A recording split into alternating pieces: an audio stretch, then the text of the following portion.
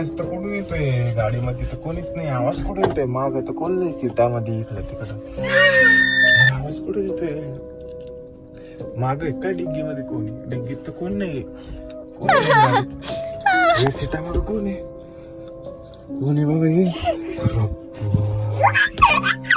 कोण आहे तू? काय लागतं तुला? बिर्याणीने बनवली